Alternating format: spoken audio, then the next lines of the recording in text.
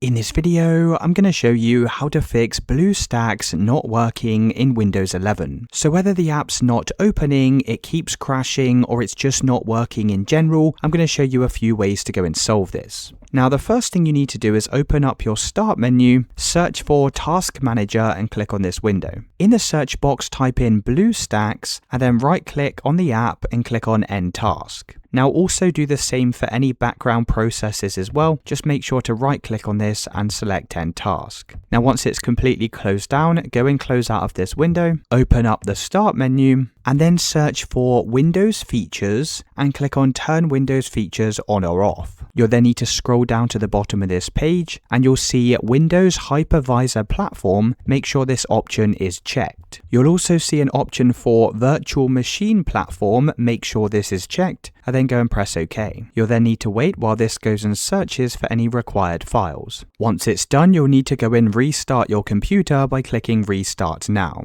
Now once your computer's restarted, open up the Start menu, go in search for Bluestacks and right-click on the application and click on Run as Administrator. Once you've done that, you should now be able to open and start using Bluestacks.